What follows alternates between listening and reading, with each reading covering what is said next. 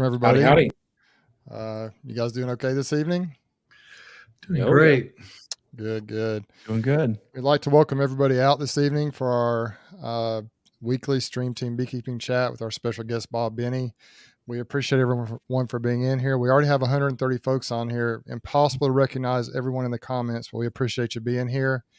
And just excited about this evening. I reached out to Bob a couple of days ago, and he graciously agreed to come on this evening and share some ideas and some thoughts with us and talk bees. And so it's going to be a heavy on the bees chat tonight. I'm looking forward to it.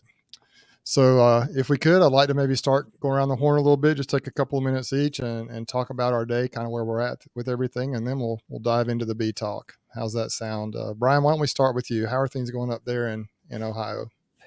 Good. I finally feel comfortable just because I had enough time in the day that I was able to get feed on everything. And the strips have been in now for, I think 2 or so weeks now, 2.5 weeks. So I feel somewhat comfortable. I had the one colony that needed, condensed down into one box, and I got that done. So everything is, for this time of year, I think I'm in the groove now. So I got a package from that there Mr. Burns that allowed me to get buckets on all of my colonies. So I'm trying to standardize across the board all my equipment. That way it's just easy to manage instead of having 2 or 3 or 4 or 5 different style of whatever it is. I'm trying just to standardize everything just to make it more efficient when I'm working in the apiary. But things are looking good. I know when I was cracking the lids and throwing the strips in, the cluster sizes were, I was happy with. So other than that one, but I think that one will do fine in a single box. So, but sitting good for right now. So we'll see come April of 24 how I did. Awesome. Greg, how about you, man? What's going on up there at Nature's Image Farm? Yeah, it's that time of year where the reality of your beekeeping approach is staring you right in the face, and sometimes you feel like it's slapping you right in the face. There's nothing that we're going to do now to make up for what we didn't do in August. And so now it's a lot of just reeling in the slack, tightening up things where we can, accepting the things that we can't, and try to put each colony in the best position to winter. And by all accounts, it looks like it's time to buckle up for another roller coaster winter. So far, what we're seeing with the woolly caterpillars, it's the same thing. Very little black on the front and end, a lot of brown in the center. So it's looking like, at least by the old woolly caterpillar, that it's going to be a lot of mild weather, which is bad for us here. It's going to be it's shaping up to be a warm, wet winter. And then for us and here in Ohio, it means it can be low 50s for the daytime highs, and it can drop down to the mid-teens, which is horrific up here. Just causes a lot of extra challenges for the bees. And so we're trying to plan accordingly. We just are coming off of probably one of the worst goldenrod flows that I think we have seen since we started beekeeping. We had an enormous amount of pollen on the plants, on the different varieties of goldenrod that did show up, but they didn't produce any nectar. And so if you weren't on top of the colonies and getting feed on them, you start to see some unfortunate events with our colonies. So right now we're in that time that it's fun because we're looking towards spring, but it's kind of just in a mode of acceptance. A lot of things, it is what it is, and we can't go back in time and do all the things that we want to do. And I feel like beekeeping is like the epitome of the farming saying, where you wake up every morning and you say, we just have to get through today, and tomorrow's going to be easier. And then you just keep saying, we'd have to get through this week, and next week's going to be easier. We'd have to get through this month, the next month's going to be easier. And you repeat that cycle. So that's the mindset of where we're at. That's where the bees are. And then here in the shop, we're just trying to get things tuned up, moving forward, getting things ready for the expo in January, and just trying to just dig in and put one foot in front of the other. So awesome. Bob, I called you a couple of days ago, and you were out working the bees, and so obviously you're real busy right now. And so what have you been up to this week out in the bees? Well, it's been an interesting time for me. I'll bet you guys are just like me. I've been doing this over 40 years, started in 1981, and I don't believe there's been a single year that I can't look back and say, man, I wish I wouldn't have done that. I had one of those happen here recently. We had a few yards that had numbers that weren't alarming, but they weren't as low as we'd like to see them. Mite numbers, I should say. And I talked to some friends. I've stayed away from formic acid for a long time. I used it probably 15 years ago and had a bad experience. And so I have several friends that are touting this Formic Pro, saying how good it is, and they're having very few issues. So I thought I'd give some yards, not all my bees, just some Formic Pro here at the last minute. Put a rim on top and put the pads on, just like the directions say, of course.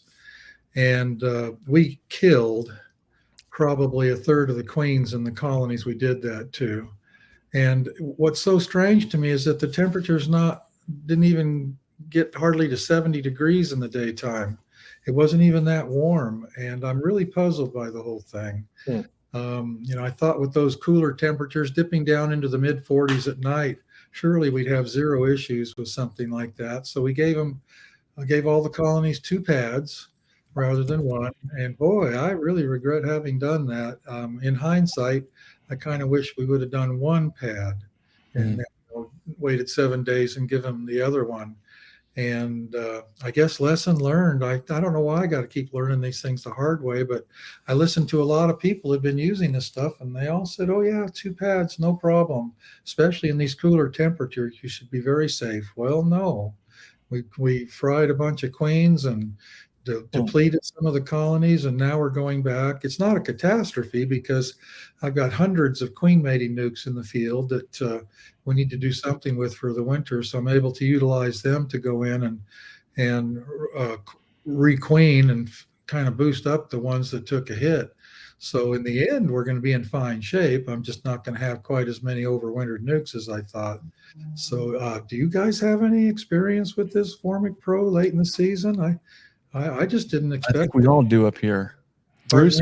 Yeah, I think we all do at different levels. We'll maybe start with Bruce. What's your experience been with Formic, Bruce? Well, Tom came down here and we had the interview back in the spring, and I think he's actually on here tonight. So Tom, chime in if you have any ideas or any thoughts on that. But I used it this spring with good results, and I actually have some on. I treated most of my colonies with Apivar.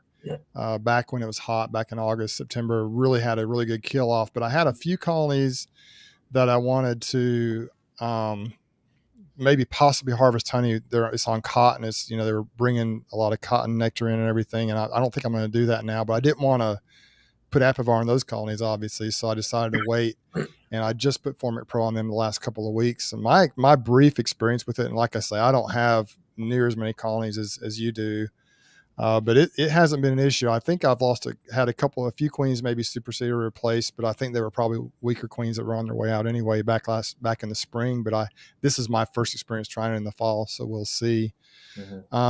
But overall, as far as what I'm doing here, and Tom asked a question here, we'll address that in a second, and Bob, maybe you can answer it. But I'm just trying to get that Ozark bee yard up there. There's a lot of really nasty, kind of aggressive bees up there, defensive bees, I guess is a better way to put it. And I've got some Michael Palmer queens in there. I've got some of Greg's queens in there now, and some local bees that are really good, kind of a combination of everything. And I've really kind of got that yard straightened out. My recent few videos have been on that. I've been trying to treat that yard almost as you might call it an experimental yard, trying some new things to really get those bees whipped into shape. There's about 40 colonies up there now, 39 or 40 colonies right now. And so it's been a lot of fun doing that. And the change in the attitude in the past 2 or 3 months it's just like completely different bees, just from getting the new queens in there, getting them introduced, and just gentle, And there's, you know, they kind of got shocked when I split them and when I started killing their queens. And so it's taken a while to build back up with the new queens, but they're starting to do that. And, you know, we're a little south of all you guys down here. And so we've got a little bit of time for them to continue to build up. I've been feeding them, trying different things, feeding them and really trying to stay on top of it. And I think we're going to have a good thing going. And so that's kind of what I've been doing, and just, you know, filming a couple of videos here or there, but just trying to hang on. I think I've about got the bees ready for winter. Not a lot of manipulation going on now. My mites are seem to be under control really well with the Apivar treatment. Now I'll see what happens with the Formic, and just kind of rocking and rolling. And I'm excited about getting into winter and then moving forward into next year.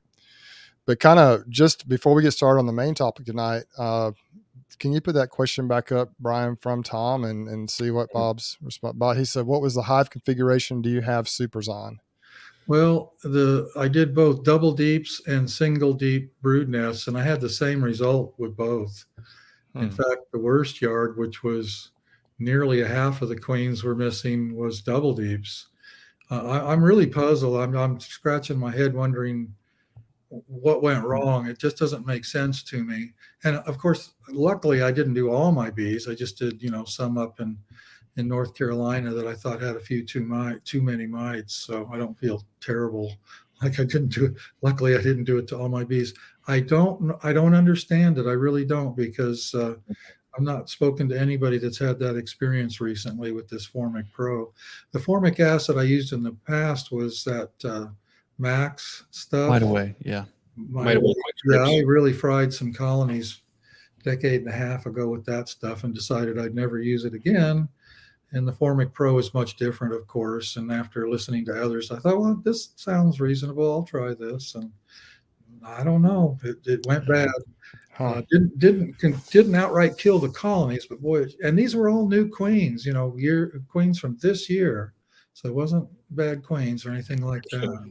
That's interesting. Bob, I've seen some of your yards, and I wonder, we run a lot of what we do here is based on our time with you and the visits down to Chris and see the guys in Florida. And we've kind of shaped a lot of our equipment around that. The yards where you're having some trouble with the Formic, are those 4-way pallets, or are those your singles with the full entrances? Both. And one isn't favoring the other. They're both doing the same thing. The same thing. And on those open entrances, because you, if I remember, run the 3/8. I do. I use 3/8 with, full across. All the way across.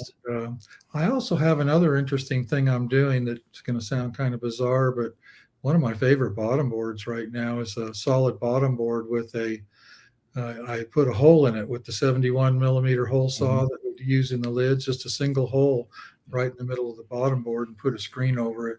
It doesn't exactly make it a screen bottom board, but it does give it a little ventilation underneath. And those same thing, didn't matter.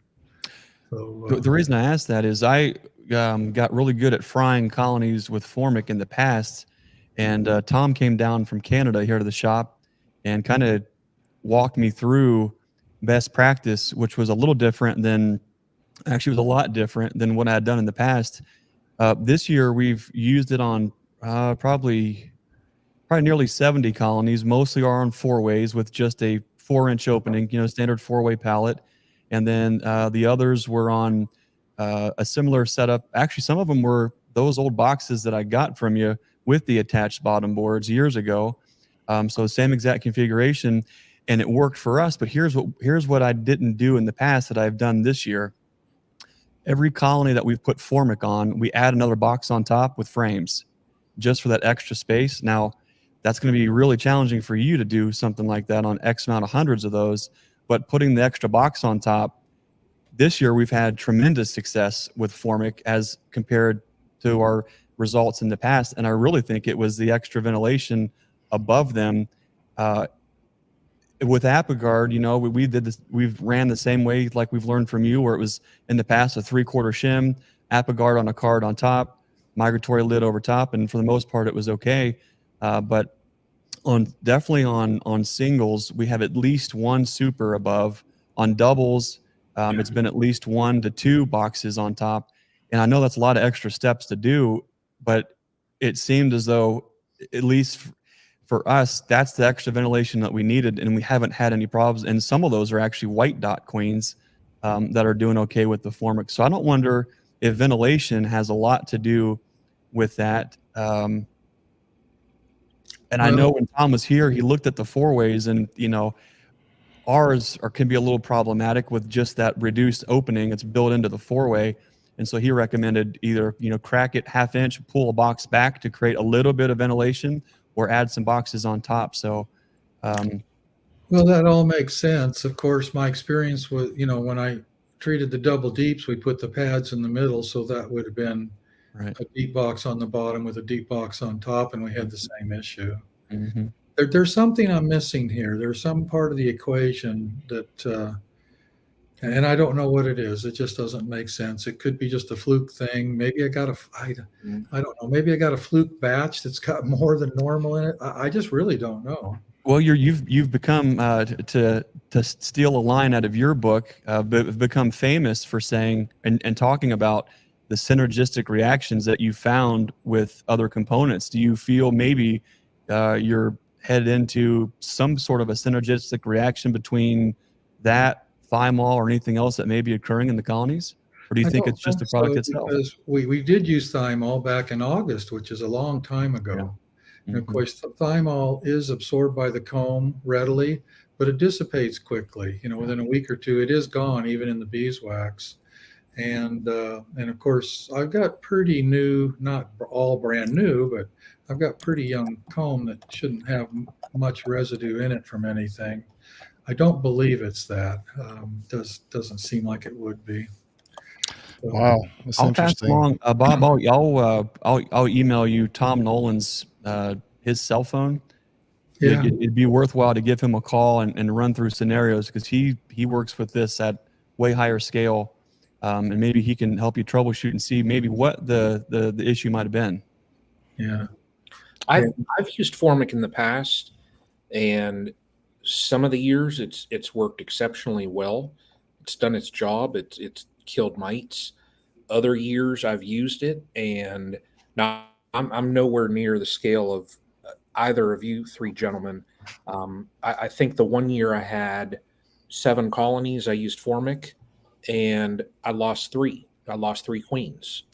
So it's just same thing. Like, I sit there and I scratch my head because I've used it and have had success, and then I've used it, and then it puts me in a situation where I'm like you, and I'm scratching my head like, what went wrong this time? Yeah. Well, interesting stuff. Beekeeping.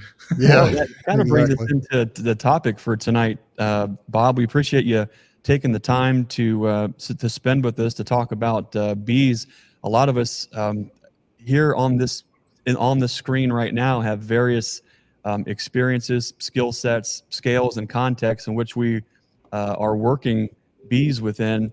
And a lot of folks, Bob, listening tonight, they are not on their, while they are on maybe a similar journey with their bees, they're at a completely different scale than all of us on the screen. But one thing that we all share in common is we all really want to make sure and see that our bees overwinter and really bust loose and are beautiful in the springtime. With your 40 years of experience, we thought it would be great to have you on tonight to kind of talk to us a little bit about your personal strategy for wintering your bees.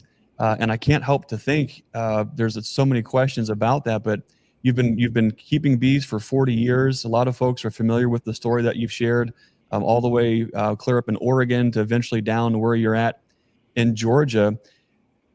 How long has it taken you to finally arrive to a set of tenets that you follow every year to increase your wintering success? Have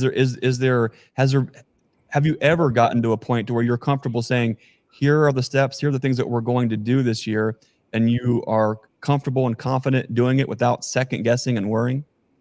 Well, let's see, maybe another 10 years, No, there's some things that really I really believe and we try to do. One thing is a good queen. We could talk about mites and all that. That part of it. That's public enemy number one. Let's just act like your mites are taken care of, and that's not what we're talking about here. A really good queen, whether it's this season or last season, I think it's important that she's not been through more than one spring buildup. If she's gone through 2 spring buildups, the odds of her overwintering have dropped significantly. Now, yes, I know a lot of people are listening and saying, well, I've got a 2-year-old or a 3-year-old queen and they're doing great. But, the odds drop after you've gone through one spring. Now, she could be a year and a half old and still have only gone through one spring. And that's my main thing. Even though I might have some queens from the previous year that make it and do okay, the odds are, I don't know how to put a number on it, but the odds are much less that you'll have success with a 2-year-old queen than you would have one, and so on. And your best success, of course, is going to be with a queen from this current calendar year. We try to requeen all our colonies every year. We don't always get it done, but right now I'd say probably 90, maybe 95% of our colonies have been requeened. And that right there will give us 10, 15% better overwintering success. And then, of course, the queens from this calendar year will give us the best colonies for splitting and shaking packages and doing whatever we want to. So queens is a big deal. Unlike you, I don't know about Ohio so much, but here in Northeast Georgia, we go through a pretty good dearth period from late July to the 1st of September. And I found that feeding very thin syrup through that August dearth kind of keeps the bees up a little bit. They seem to be a little healthier going into the goldenrod pollen flow. You mentioned goldenrod. We don't have a nectar flow from goldenrod, but we do have a decent pollen flow. Different variety is my guess. If you caught that one video of mine where I was talking to my neighbor Jack, I thought I knew, but apparently I didn't. How many goldenrod varieties there are? There's over 30 in the country, and I know we've got 5 or 6 right here. So I have to guess that you guys have a different variety up there than we do. I used to think maybe it was soil type, but now I'm thinking it's probably variety. So I like feeding very thin syrup, like 1.5 parts water to 1 point sugar at a moderate pace during the month of August. I'm not trying to put on a bunch of weight. I'm just trying to keep the bees just slightly stimulated, keep that hygienic behavior, stimulated, and that chemistry that occurs when they're, adding enzymes to the same as if it was fresh incoming nectar. And that puts us into September in pretty good shape. And of course, during that period, I'm also treating for mites. So it's kind of those 2 things at once. Besides that, though, those are the 2 main things I do. I'm getting to be a big proponent of not having a lot of really old, black, nasty comb. I think that is a bigger issue than people think. And I've been lately, whenever I speak to a club, and I'm going to be doing it several times this winter still. I'm going to be at the Indiana State Club, Northern Kentucky, and the Virginia Club in the next couple of months. And I'm going to give them the same presentation on old comb and just what kind of problems it can be causing us. Again, synergistic interactions and stuff like that. So your suggestion was legitimate. It's a good point, Greg. I just don't think that that's what was occurring to me this time. Formic acid actually doesn't have bad interactions with many things anyway. Some things do, but formic, what else would be in my colony? Thymol, perhaps some amitraz from the past. I don't think I have issues with that. But for good overwintering, I think you got to have reasonable comb too. That old black nasty stuff that a lot of people have, that's not good for overwintering either. You're experiencing sublethal doses of chemicals if you have old black comb, and that's not good either. I think that's something a lot of people don't think about. Bob, that old comb presentation you did in Clanton was very informative. Yeah, I think so. I'm going to try to get it on YouTube soon. I think it's a good one. I got to get the right recording so I don't sound dumb. I sound smart. You guys know this, sometimes on these YouTube videos, we look pretty good. That's because we've learned how to edit and pick the right footage. And that's my case too. That's the Get secret. that presentation up sometime after the first of the year when I get a good version of it. Bob, you talked about queens and getting the colonies fed up, especially during that dearth period. I wonder if we could touch on queens just a little bit. I know Stan Gore asked the question that I wanted to also ask and have you talk a little bit about that too. You've been very open and candid about your preference on having a little younger queens in your operation and that you go through the extra effort and trying to requeen every year for the reasons that you mentioned earlier. Do you find that you see a difference? That's the question right there. Stan Gore asks, hey, Bob, do you prefer post-summer solstice queens as far as installs? When do you find that the queens are peak performers? Well, after the summer solstice, that would be the best for overwintering. But in my case, any time in the current calendar year is fine for overwintering. Obviously, the younger the queen is going into winter, the better off you're probably going to do. So fall requeening would be better than spring requeening for overwintering. But the current calendar year is fine. I don't think there's much difference for overwintering. Where that really shows up is the next spring. Mhm. You know, those late summer queens, they're the best thing going the next spring. Brother Adam talked about that in his book, Beekeeping at Buckfast Abbey. He used to produce queens in late summer, overwinter them in 4-frame nukes, and then use those queens to requeen his production colonies in the spring. And he said those were always his very best production colonies. The queens had low miles on them, if you could kind of compare it to a used car, but yet they were mature. And a lot of people don't understand that it really takes several months for a queen to really catch her stride. You know, it's as if you're comparing it to a racehorse, you know, the difference between a 3-year-old and a 2-year-old, there's a big difference, you know, and queens are the same way. They need a little bit of maturity to do their very, very best. And I like to say that they're middle-aged by a year and a half or older, and they're not really mature until they're probably 3 months old. And again, back to that, if she's got 2 spring buildups under her belt, then I'd say she's at the top of the hill looking at the other side. Bob, do you find that those later queens are also a little bit more reserved on the colonies building up on that spring flow rather than building up prematurely and then swarming as soon as the influx of nectar is coming on? Does that hold them back just a little bit with those later queens? I know you raise Carnes and Caucasians, and that helps, but do the later queens help postpone, they help buffer a little bit of that early swarming that some folks may see? Well, they do, because the younger the queen, the less swarming you're going to have.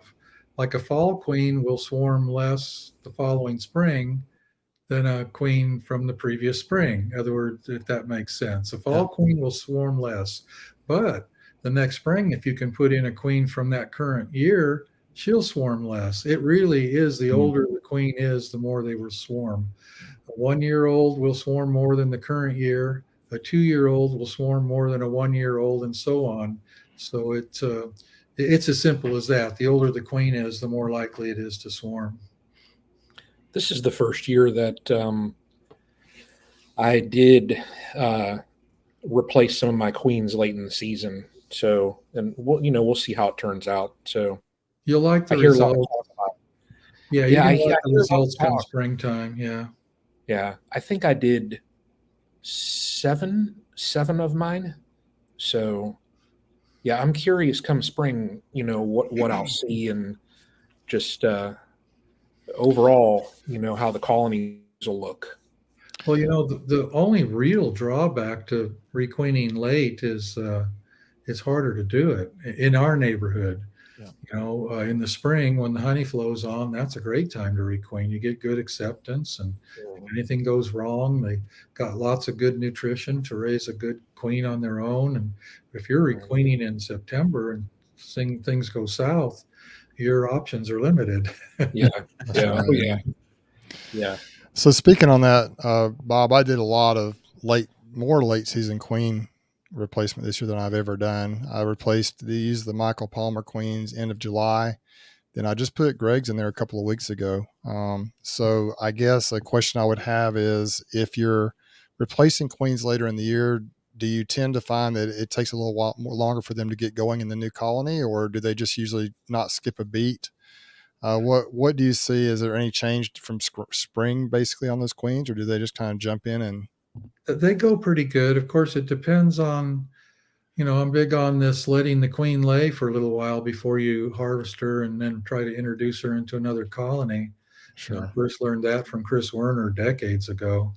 And if you take a queen that's on a 2-week cycle and introduce her, you'll see maybe a little bit more delay than if it was a more mature queen. But besides that, I don't really think I notice a difference. Maybe I'm not looking close enough, but they both jump in. Yeah. Well, you've seen so many that I'm sure you know the answer, or I mean, you know what you're looking for on that. I actually, when I did the Michael Palmer queens, down here in South Alabama, obviously we're a little south of you, and late July and August, early August is like just the most brutal time I think of the year for us here. Yeah. I think it is in a lot of places, but that's when I introduced those queens from Michael Palmer, and I ordered 30. They didn't all take, but the ones that did seem to be doing well. But I ordered 30 and I had to come up with a place for them. It was out there. It was super hot, just trying to figure it all out. And some of them started off with pretty spotty brood pattern, but I think they're kind of catching up now and doing better. But obviously when you go into a colony in that situation, even if it's a strong colony in that time of the year, they blew through the resources very quickly. They just it was a lot of stress on the colonies, first of all. And then I think, of course, that translated into stress on the new queens. But I've done a pretty good job, I think, of feeding them the last few weeks. And I think they're really catching their stride. And there was a big difference between those queens that I introduced and just the craziness of that time of year. And I didn't feed them then. I wasn't able to get food up there. So it took a little while to get that going. And then when I introduced Greg's queens a couple of weeks ago, I had fed them the day before. I was actively feeding them, just really had the bees happy. And the acceptance, I think, was better. And the bees just seem happier. So I think that is key, especially late season, that you got some resources coming in. The bees are, I think that's really key. Would you agree with that, Bob? When you replace your queens late in the season, do you prepare the colonies in any certain way as opposed to in the spring? I understand your earlier question a little better now. I'd like to say that Greg's bees probably just have more love in their hearts, and that's probably why they do better. Bob, stop. Is that too corny, Greg? No, no, it's true. And it a lot of them came from your generosity in that visit. And so we've been, well, that's been a while, Greg. Those aren't my bees anymore. That's true. That is true. Yeah, that is true. I use weird terminology. It's like if the colony's fat and sassy and the bees are gorged, you're going to have a lot better luck with acceptance and getting them fired up right away. Pollen is so important for a queen to take off. If the colony is experiencing malnutrition when it comes to pollen, no matter what you do, they're not going to do as well as they would in the spring when there's ample pollen. September, actually, when down here, when we have a goldenrod pollen flow, is actually a good time to put a queen in.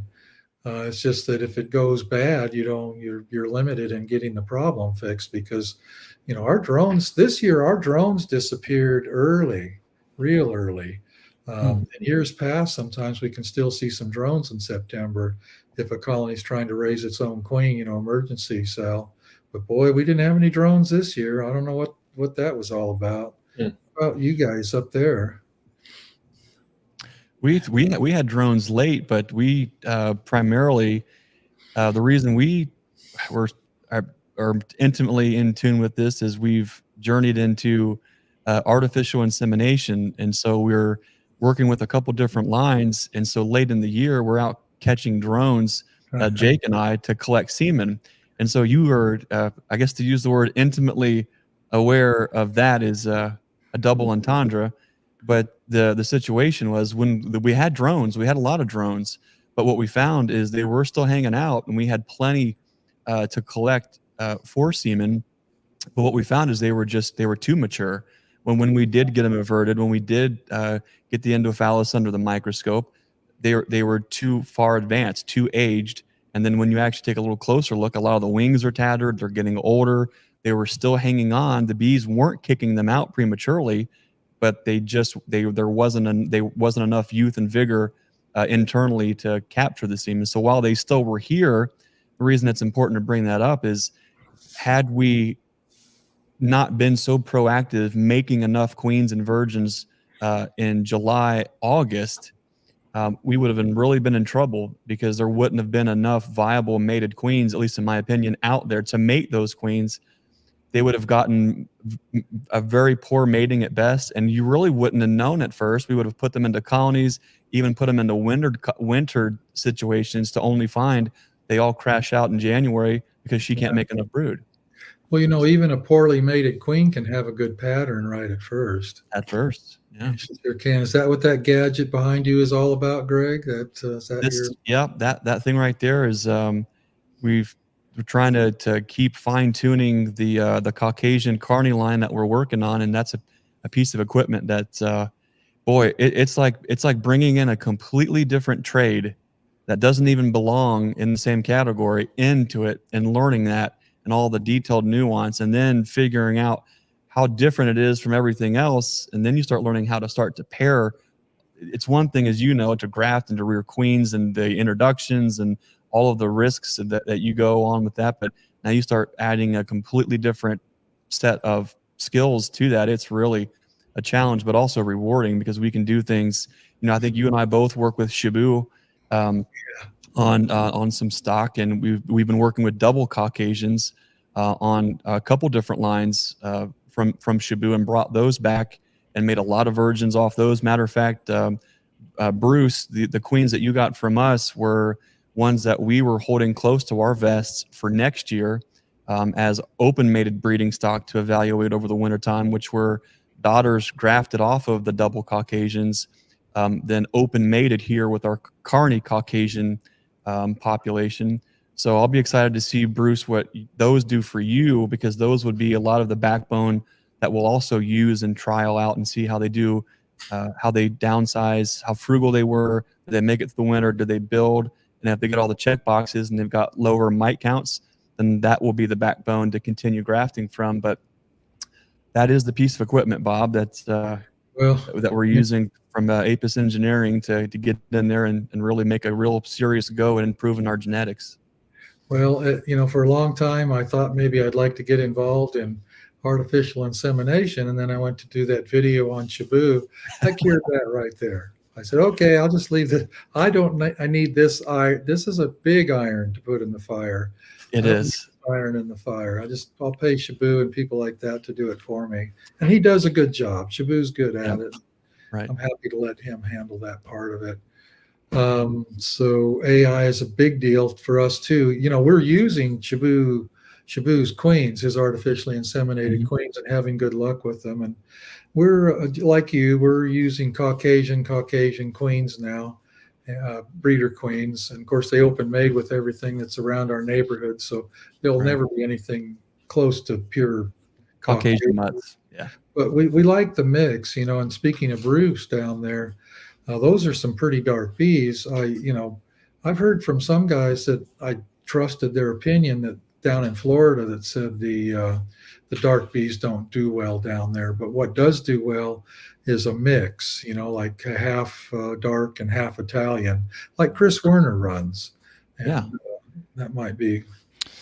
Well, my brief experience, I've, over the years, I've just been, one of my things that I've done since I started really was trying different queens from different places. And I've tried everything from the Cordovans to Cordovan Italians to Carniolans to now Greg's, the darker, more Caucasian stock, and a lot of just feral bees right here locally from swarms and such. And to be honest, most of the bees around this part, the feral bees, are a darker bee. They're very dark.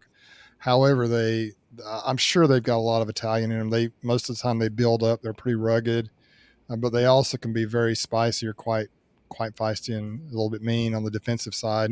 It's not all of them, but I think an overall attitude down here in these Southeast Alabama bees is they're pretty rugged, pretty tough, but also a little spicy. And so My experience with carniolans and, what little experience I have with Greg's Caucasian-based bees is they do extremely well.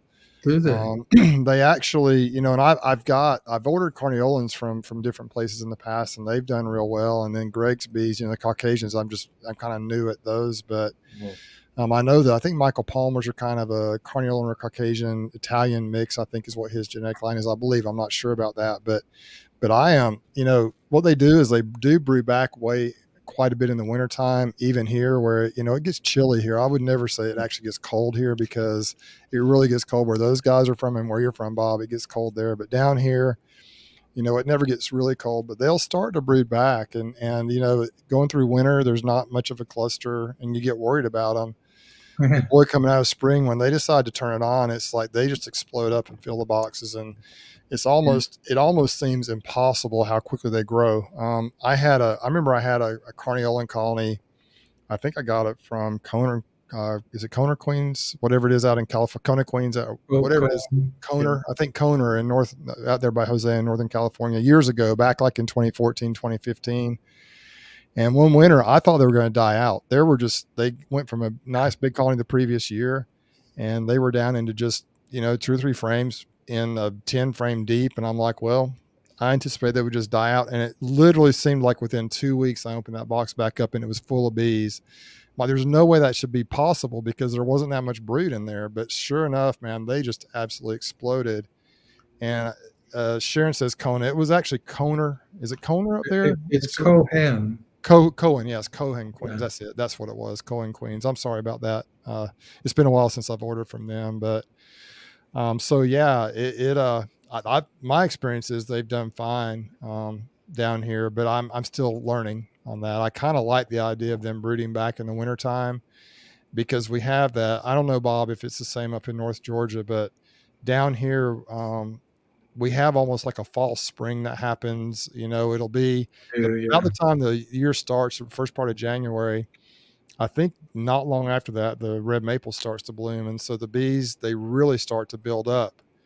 And then, they'll be packed out with bees by the 1st of February, just ready to go. And then in February, March, it seems like we have a dearth. It seems like we always have pollen coming in, so maybe that's why they continue to build up, but the nectar just drops off. And so you can starve a lot of bees in February, March here. Yeah. So my hope is that with this Caucasian/carniolan, line here, maybe it'll help to prevent that explosion that early in the season, possibly. And also hopefully obviously one of my biggest goals is to improve the attitude, because my bees, I'm tired of working the spicy bees, and I don't mind a little bit of spice. I don't mind wearing a bee jacket, but when they're just stapling your ankles, every time you get in them, and, Grammy midwife Lisa on here, my bees actually ran them out of my yard up there in Ozark a couple of times this year. And I'm like, that's it. If you're going to run people out of the bee yard, and Lisa's pretty tough, but I'm like, I've just got to do something about that. So, but my experience down here, I don't know what the local bees are. I think they're a little bit of everything. The feral bees out in the trees, and there's a lot of bees. People say bees are almost extinct. Well, not here in Southeast Alabama, because the number of swarm calls that come in and the number of calls about bees in houses, and it's just amazing, the wild feral bees that exist around here. So we'll see what happens. I think that's happening everywhere. I was down in Palm Beach last weekend, and they said the same thing, just swarms everywhere all the time. Then a few weeks before that, I was down in Slidell, Louisiana, and some of those guys, all they do is collect swarms. They don't treat. They just don't do anything but just repopulate with swarms every year. So there's lots of bees in the swamps or woods down there too. Wow, it's interesting. You're right. Maybe the feral bees are starting to work again. Yeah, we'll see. And the climate down here is not near as harsh as it is in other parts of the country as well. I mean, bees, I think, have a much better chance of survival through winter than, say, where Ian is. I mean, it's just because it just never gets as cold here, and a lot of them do survive through the. You have some people who will say, the old timers, so there's been a hive in the side of that old abandoned house for 30 years. Of course, obviously they've swarmed out and maybe, who knows, but there have been bees there for that long, wherever they came from. And so there are definitely feral bees that survive down here. This is an interesting question here about thymol. It's from Todd Prater. I think he's in, I think it's north central California, maybe northern California. Loma Vista. He asked, Bob, do you have any idea how long thymol would or could last in honey? Does it go through the caps? It does go through the cappings. It's readily absorbed by beeswax very rapidly and quite a lot. But the good news is it dissipates pretty quick. I couldn't give you an exact time, but as far as how long it stays in beeswax, in a couple of weeks, it's really depleted quite a lot. It absorbs a tremendous amount right off the bat. That's why you can still smell thymol in your colony, after the apigard's gone. It's in the beeswax, but within a few weeks, it's kind of gone. It dissipates real quick. Most ethereal oils or essential oil type products do exactly that. At first, they're readily absorbed, but then it doesn't take long before they're gone. Now, about staying in honey, I don't know an exact answer to that, but I use thymol every August, and I get a lab report from the USDA lab in Gastonia, North Carolina, 4 times a year on pesticides and miticides in my honey. I'm required to do that at the type of inspection we go through, and I've never ever had any detectable thymol in my honey. So that says something. I just got one back. I just saw it this morning. It just came back, and it showed 0 thymol. So I think that says something. Sure does. We kind of wanted to go for about the first hour and just kind of talk about winter techniques and preparation, and then maybe we can spend some time after that answering some questions that everybody's got. So, the best we can for the rest of our time. So, I did want to ask a question, Bob, and kind of piggyback on something that you mentioned earlier about the black comb. I know you did a presentation over here at the conference, but if you could briefly describe what you look for in that comb you want to cull, how you decide what to get rid of, and just kind of how you dispose of that comb. What do you do? What's your process? Well, you're going to get me on a soapbox here. You know that, right? That's okay. We never have soapboxes on this channel. Okay. I'm going to answer your question, but I'm going to dance around it for a moment. There's 2 chemicals out there that are very dangerous for us right now. And, 25 years ago, the mite treatment of choice was called Apistan, and the active ingredient in it was fluvalinate. And then the mites got resistant to that, and the next one that came along was check mite strips that had coumaphos in it. And it only took 2 or 3 years for the mice to become resistant to that. And then luckily we had Apivar and Amitraz come along after that. And that's been pretty good. It's taken a long time for resistance to build to that. But now that there's a little bit of a resistance to Amitraz, and sometimes the Apivar strips don't work so good, some people are reverting back to Apistan because it's been long enough that it's actually working good again. This stuff doesn't go away. Check mite, which was coumaphos, and Apistan, which is fluvalinate, stay in our comb for a very, very long time. They have an extremely long half-life. And those particular chemicals, although in a lab they show very little toxic reaction with bees, when they come in contact with many other chemicals, they get very, very toxic. I just saw, Suzette says, I got to be careful what I say. Somebody's going to sue me, but I can't help myself. I just saw a full-page ad for Apistan in Bee Culture magazine 2 months ago. And it's making a comeback because people are looking for an alternative to Apivar, and this stuff is terrible. It just doesn't go away. It survives the wax rendering process. It's still present after you heat your wax and melt it and render it, and it builds with repeated uses. In other words, if you use it over and over and over, you have more and more and more in your wax. And it's really rough when it touches fungicides and some other pesticides. When they touch each other, it's glow in the dark. And I can tell you, and I know there's going to be listeners out there that are not going to believe this, but I'm absolutely convinced that every beekeeper in the United States has fluvalinate and coumaphos in their comb, even if you let your colonies make their comb from scratch, you still have this stuff. We don't even know where it's coming from. I get asked that question over and over when I do this presentation. How can I possibly have that in my colonies if, it was never put in there? But trust me, it's present. Jennifer Berry tried to do a research study not long ago, and she was looking for, she needed pure wax with no contaminants in it at all. And she searched all over North America and could find no beeswax without these two compounds in it. And she was going to organic beekeepers that let their colonies make their comb from scratch. She couldn't find any uncontaminated wax. And Roger Simons at the USDA lab in Gastonia was part of a study where they checked a lot of wax across the whole country, and they found 98% of all beeswax in this country has those two compounds in it. Wow. And this is dangerous because this stuff is some fungicides that fluvalinate come in contact with are extremely toxic. It's a real nasty synergistic interaction.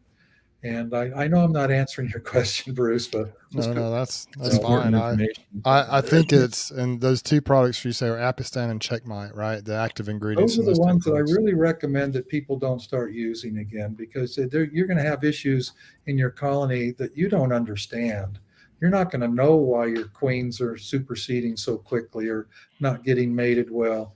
When these compounds are in your beeswax, it makes the sperm in your drones less viable. The queens don't perform properly.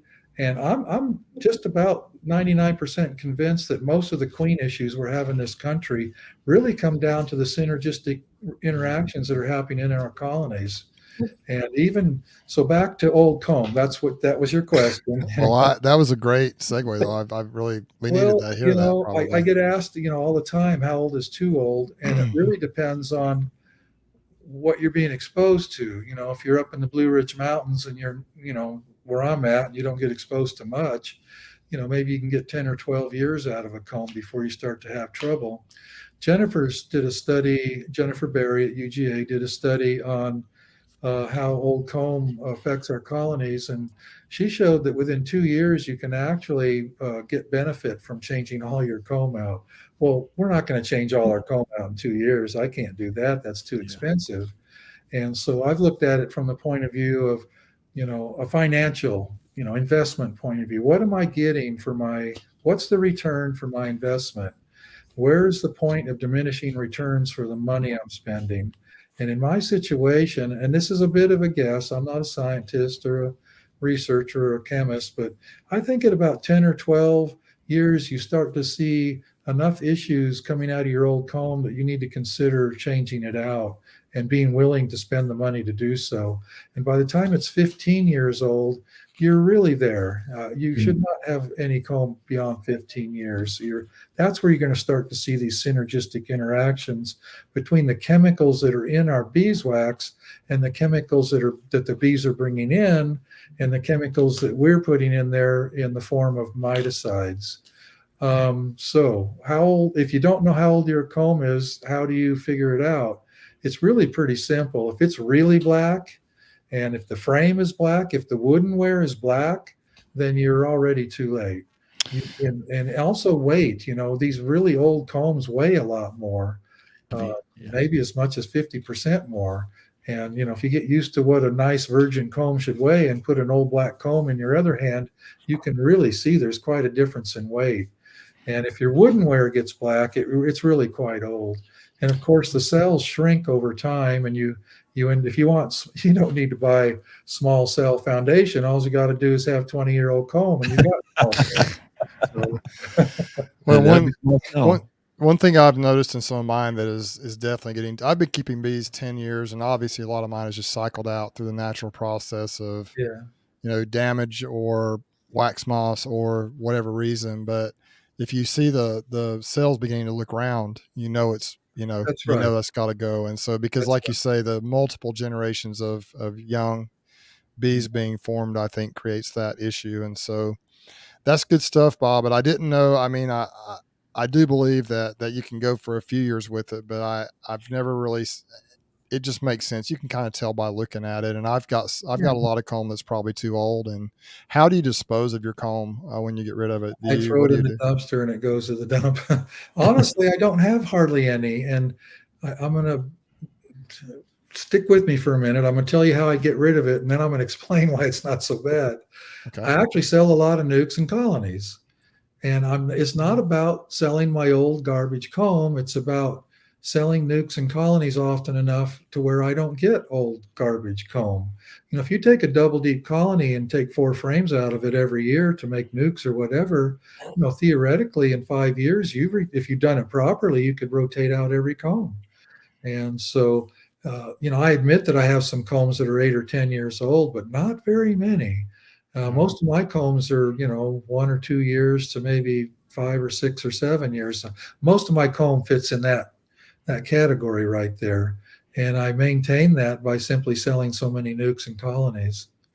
Yeah, I had an interesting day with Seth. Seth Hill. He came. I went over and worked with him back in the spring, and in April or May. I can't remember exactly You when it told me about was. that. Yeah. It was a lot of fun. I mean, a lot of a fun video we made there. But I'm sure he's using a lot of the principles that you use, and we did exactly that. We pulled heavy splits. Like we split those things down and made a lot. I think out of 60 plus or minus colonies, we made 100 and something, 103 splits or something. So we really pulled them down and tried to leave the original queens in the colonies behind, but most of them were double deeps. And so, we were pulling a lot of comb out of there and putting them in those nukes. Oh yeah. His intention was to expand his operation also to sell bees, I think, in the future. And so you could see how if you split them heavy early in the year like that, if your goal is to split bees or sell bees, how you can easily get that comb replaced. And the queen, they like to be on a lot of times on some of that older comb. And so it just can go out because you got the brood, you got everything you need, the resources that you take. So that was a very interesting day. I really enjoyed this, kind of seeing how Seth was doing things. I know he's learned most of what he's done from you, if not all of what he's done from you. And so it was kind of a neat way to see him operate. He's just really a good guy. It was just a great day. So. I know he does what I do, and I taught him this, and that it sounds odd, but when we're making splits and we're putting the colony back together, we always pull the older comb to the center. And then that way, next spring, that's where the acids are that you can make nukes off of. And you can, even if it's just 1 year old or 2 year old compared to brand new, pull it to the center, and that's what you're going to use next spring to make nukes with. And oh, by the way, you're going to like this. Seth's getting married on Sunday. How awesome is that? Wow. Greg, he said you might go. Is that right? Are you going to Seth's wedding? Susie and I we're going on a hot date to come down to a North Georgia wedding. I hope I can. That is very see cool. You there. Yeah. My question is, if we go to a wedding in North Georgia, do we wear shoes or do we go barefoot? Well, just I told Seth, I joked with him.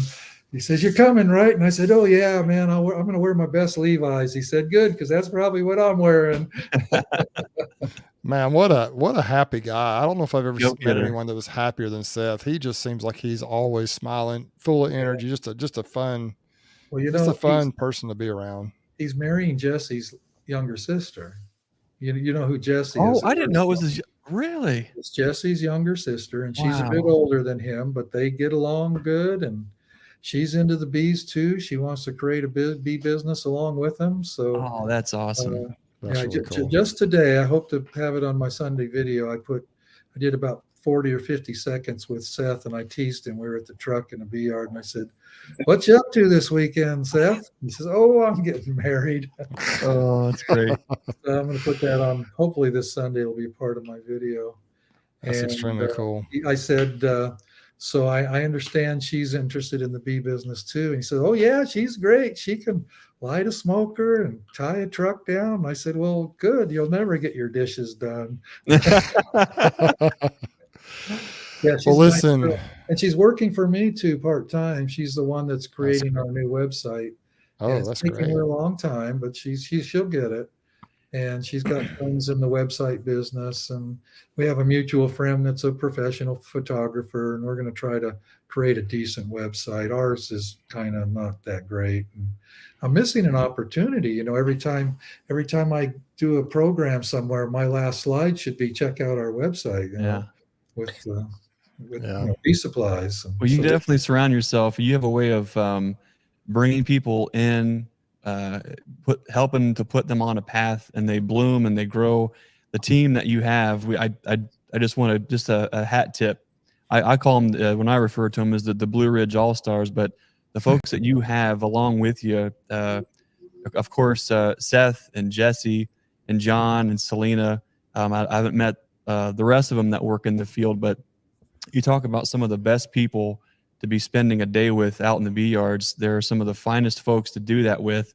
I get a kick out watching your videos. I know every Sunday Bob's got a video coming out, and of course I always enjoy hearing what's going on with Bob and all that. But I really enjoy you do something a little different, whether it's intended or not. But your team is also a part of those videos in one way or the other, and it could be John off in the corner, joking around with Selena while you're talking with the guy about the load on the truck, but there's a certain artistry with the way you do your videos where your team is involved, and I really get a kick out of seeing them in the field working along with you. As I think you're doing, I love your approach with the videos, and it's obviously working well. Well, a part of that is, it's going to sound odd, but you know me pretty well, Greg. Basically, I'm a bit of a shy person.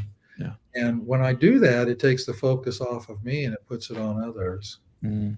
And you're right. It seems to be working. At least I get comments. Your other people say what you say. So eventually I picked up on the idea that this is actually working. I need to do more of it. And John is the one I have to keep saying, John, quiet down. I'm trying to film. John. He's just so loud. I know John. King John Land is a good dude. Yep, John absolutely. Land, yeah. He's probably the hardest working person that works for me. I don't know how he does it. He's like an on and off switch. He's either wide open or he's crashing. Yeah.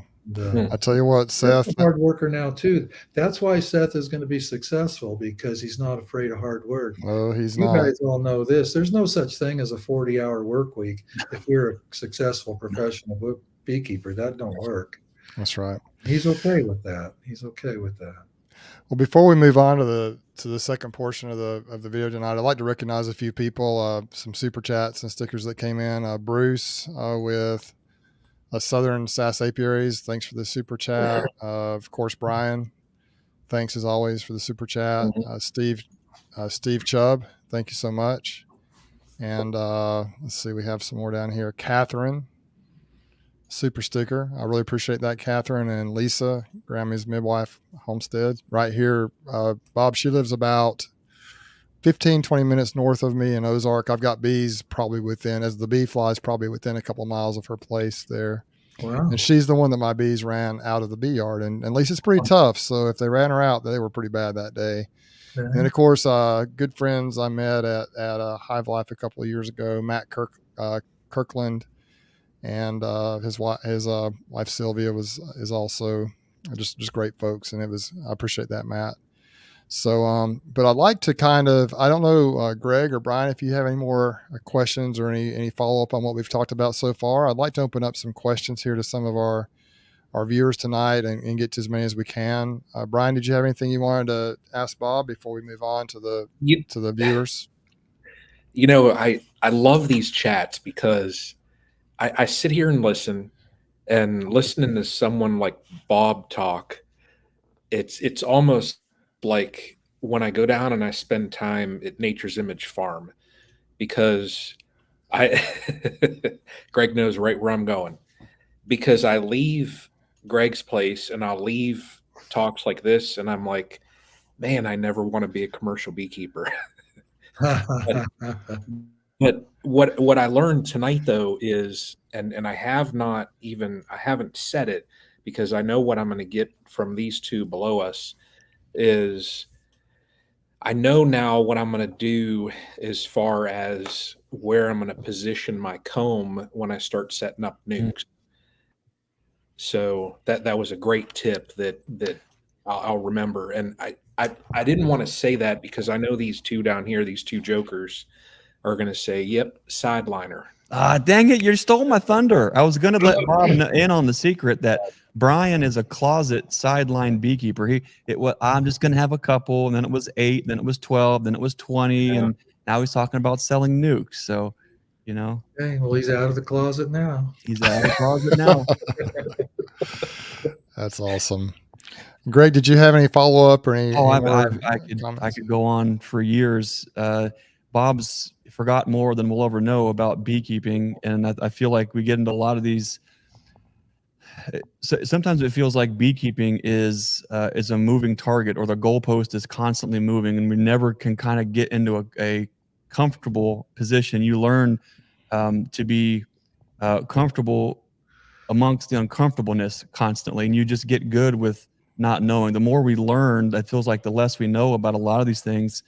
I've got two trains of thought here, and I wanted to one's a fun take. The other is just kind of circling back, because Bob, you brought up I think you've had 40 years of experience. You have seen how many different supplements, additives, chemicals, treatments, everything under the sun come and go. And I feel like somebody with your experience, you start to get in tune with the cyclical nature of how things come and go, come and go, come and go. And you start to see patterns of all those things.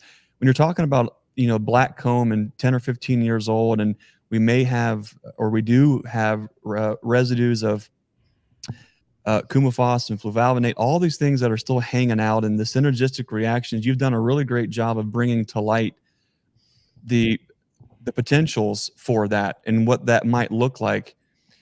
How important is it when there are new products that are coming out, whatever that it might be, whether it's a treatment, whether it's a supplement, whether it's a pollen patty, for you and your operation, when you're trying different things, you're putting new plans in place, how important is it to have something that has a track record, a history, trials, evaluation? How does that play into what you do if you do try new things and try to move your bees forward? Does that come into play as far as how long something's been around? Are there trials? Is there testing before you just incorporate that into your beekeeping?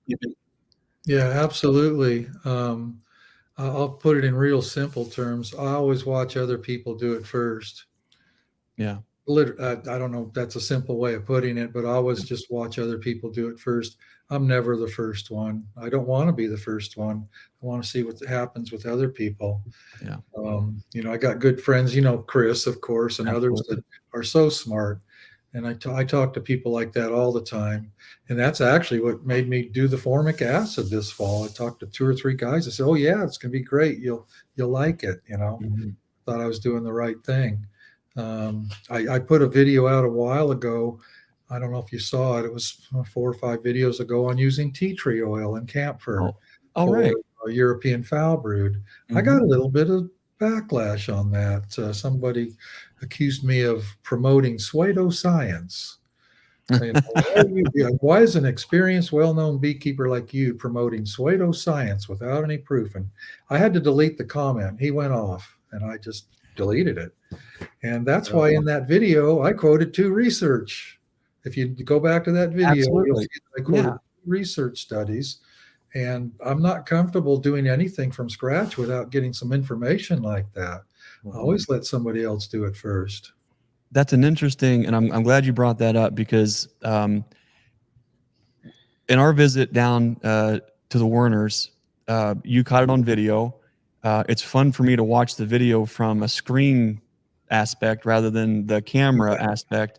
But I can remember when Chris was talking to us about his blue towel technique, which was eucalyptus, tea tree, camphor, and the carrier, which was a vegetable oil of sorts. Yeah. And he was talking about using that post Apogard or post a treatment to help soothe the exoskeleton and kind of help rejuvenate any kind of abrasive activity on the bees or whatever they may have been lacking. But then what he also mentioned is that he also thought that it might actually be helping with hive beetles a little bit too. What's I interesting, remember him saying that, but that's not been my experience. I okay, don't know that it helps with hive beetles. okay. What's interesting is there's a fine line with all of us beekeepers where we want the best for our bees, and truth be told, a lot of us it's hard to wait around for the science to put out a paper 7 years later that grants us the permissions to do the thing that we've already found out in the field is already antiquated, and we're doing something different. There's a fine line between using something that is proven to be safe for the bees versus trying something that's going to be experimental. You get into this gray area where we all want what's best for the bees, but I think what I'm most worried about is incorporating new products without knowing exactly what they are or how they work, and how that may have a synergistic reaction with the bees now, or later. And so it's constantly a struggle to figure out, okay, well, I always go back to, I believe it was your presentation. I think it was at Cayman's conference last year, wasn't it? Where you really unveiled your presentation on the synergistic reactions. Yeah. How worried should folks be about using products that aren't really that we don't fully or know what it is? Is there a risk left later finding out 1 year, 3 years, or 5 years later that, hey, look what happened? Yeah, there is. Jesse and I went over to the University of Georgia and interviewed a man by the name of Jorg Mayer. He's in charge of the veterinary school at UGA there. And he hit upon this subject. He said it's a real problem.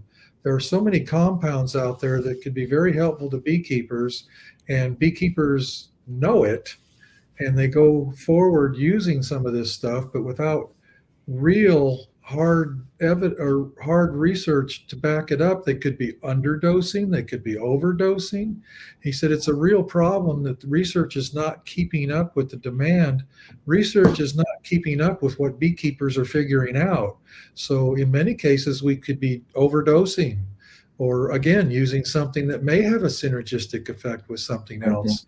And, we're desperate in some cases. This use of off-label amitraz in the form of tactic and bovatraz, that's these commercial beekeepers, they're desperate for something that works that doesn't cost them $30,000. And the last time I used Apivar for a treatment, it cost me $18,000, and it didn't work very good. So when you're in that position, what do? You start reaching out for whatever will work, and you kind of wing it, and research isn't keeping up with the demand. That's the problem. Right. Yeah. I'm always hesitant in my apiary. I'm always hesitant if there's a new silver bullet that's out there. I am always so super hesitant to throw anything into my colonies, just because, like you said, there could be some type of effect. Who knows really what's in the comb, but there could be some type of reaction that takes place, and then I'm going to have a major crowd. Well, I'm not sure that science can't keep up with the possibilities. That's part of the problem. Yeah. If we get back on this synergistic subject, the possibilities of toxic synergistic interactions is absolutely astronomical, and you can't know it. There's just too many combinations of things. And by the time you got it figured out, it's all different anyway. Yeah. So I don't know. It's really a trial by error, I suppose. And beekeepers are right in the middle of it. We're famous. Beekeepers are famous with the government for, going out and doing their own thing. Brother Adam wrote in one of his books that professional beekeepers know way more about keeping bees alive than any researcher on the planet. He said that in like 1969. And he's right, because we're out there doing stupid stuff, and some of it works. And that's kind of how, like at UGA, Jennifer's always calling me with my opinion about something to see what I think before perhaps they do research on it, because she knows that professional beekeepers are out there trying everything under the sun. Now, I'm not one of them. I got to be careful here. I really don't go, out on a limb a lot. I don't do a lot of crazy stuff. I'm not trying all this crazy chemical combinations like a lot of guys are. I'm kind of the happy medium between legal and stretching pushing the envelope a little bit. I've used some off-label stuff in the past, and I'm pretty good right now. I'm not currently doing anything that would be considered illegal, I don't think. But then if you look at the tea tree and that kind of stuff, that's really not legal. I mean, if you think about it, it's not okayed by the USDA to put in a beehive, but I'm doing it and telling others how I do it. So maybe I'm part of the problem. I don't know. Well, it's interesting. There's a guy, he goes under the name the Lunatic Farmer. He's a extremely well-known person in the agricultural space named Joel Salatin, and he's one of his great books is Everything I Want to Do Is Illegal, and there's so much gold and truth in that. There is this weird fine line where we are supposed to be held accountable to the law and regulation of the use of product and on and on and on and on and on and on. But it takes a long time for a lot of things to catch up. I've never personally been an early adopter on anything because I'm always highly skeptical. And as self-serving as it seems, I would rather, if somebody else is gung-ho about it and they want to go and do it, then cool. But I'm going to sit back on the sidelines and I'm going to see if your bees die or if they thrive. And then I'm going to need to see that on several other repetitions because, we're a very small apiary. I cannot afford to risk our bee numbers to use X and Y and Z for the sake of keeping the bees alive. I would personally rather take a more conservative approach where it's right down the center. And if it's not quite enough for the bees, then I have some bees that die, but they didn't die because it was too much of this or not enough of that. It's a conservative approach and it keeps yielding more bees than we had the year prior. The one thing I always go back to, Bob, and I'm not going to put you on the spot about this, but I'll just for thought exercise, everybody listening to this, if you are using oxalic acid, for instance, and no one needs to answer this question, it's a rhetorical, but how many folks using oxalic acid are using the only approved oxalic acid that has a label which tells you the dosage that is approved? Now, no one answered that. But think about that for Brian. Okay, but just think about that for a second. And at the dose, which is, in quotes, legal and according to label laws. There's not a single person who, well, I'll say this. I don't know of very many beekeepers who are using a 1 gram dose of oxalic acid and finding success with it. So what have we done? A lot of folks were using a 5 gram dose unknowingly, a full blue cap or whatever that it was, and we were finding tremendous success doing it. 99.8% of beekeepers who are using oxalic acid are illegal, dirty dogs and crooks and are not in accordance with the letter of the law. But that's what's being done. And that helps perpetuate change and different, but it can never catch up. And so I don't know how to delegate the dance or how to walk the line on what is approved versus what is working, and being able to, when you're doing it as a business, be comfortable risking your assets based on that. How have you dealt with that in the past, Bob, on keeping things and moving forward without incriminating yourself, but keeping the bees moving in that direction where they're growing? Well, I've incriminated myself a couple times. Right off, what was it? 2 or 3 years ago, I put up a video saying, "Don't use 1 gram, use 2." Well, See, now there we you know go. Okay. even 2 isn't enough. If you go, Yeah. Cameron Jack's research at University of Florida is saying Absolutely. 3 or 4 grams a box. So yeah, and I talk about stuff. I try to be careful. I think. Let's see. I don't want to get. Some things the government will pick up on right away as being really bad. And Right. some things they kind of just overlook, like the oxalic acid. I think Right. they know what's going on, but Mhm. they just kind of look the other way. And even with the off-label amatraz products, they know what's going on, but a few beekeepers have been caught and fined. One of the biggest beekeepers in America was fined for using amatraz on blue paper towels. They fined him $10,000. Well, he makes many millions of dollars. So $10,000 He was just saved 310,000 by using it. So exactly. So they know what's going on. And of Mm. course, they've been shutting down the supply to some extent. So they made antibiotics illegal, which is probably a smart move in my view. Probably for I'm the trying to better. get off the antibiotic wagon.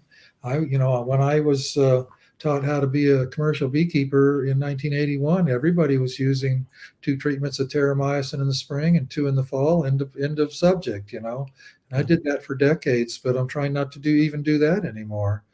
I'm really going to try to be an organic beekeeper now, believe it or not. I'm making an effort. Well, I think what's beautiful about it is a lot of these approaches, methods, tenets, if you'd call it that, are really becoming more understood. I have spent just a brief time with Dr. Robin Underwood with the Penn State Extension. I really enjoyed one of her talks at the West Virginia conference because I guess I'm too, being a Scotch Irish hillbilly, I'm hard headed and stubborn. It takes a lot of extra thumping on my head for things to really get in there and understand it. But when the way she phrased that really made a lot of sense. But for a lot of folks who are skeptical or hesitant on using the treatments for the bees, they're looking at things like Apogard or Formic Pro or oxalic acid, and all those names sound scary and icky without fully understanding what the components or the compounds are. What's interesting with her work is she's kind of outlining these best practice, if you could call it that, but she's wrapping it up into what she considers an organic beekeeping approach by using those things like oxalic acid, formic acid, and thymol, which I thought was interesting, and delineates the use of that versus synthetics like amitraz, which I think is an important line to make in the sand. So I think a lot of folks are more comfortable entertaining the idea of using those products which we thought sounded icky with not fully understanding what it is or how it works or how long it can reside inside the colony. And so I think that that's an important thing to consider is there's so much to know. You really can't get in there and figure it all out. Yeah. Well, in general, this is a generalization. This isn't true in every case. But in general, if you're using the organic compounds, you'll have less problems because they dissipate and they go away. Whereas the synthetic compounds do not. They're absorbed by our comb and they stay there. But every organic compound that we're using as a miticide or something like that right now disappears in short order. And that alone is worth understanding.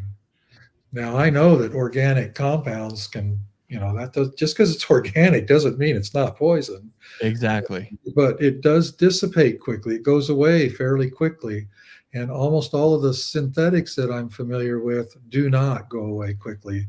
They hang out with us for a long time. That's good stuff. Bruce, So we're at an hour and almost an hour and a half see there. that. I've got one final question at some point for Bob, but what are your thoughts, Bruce?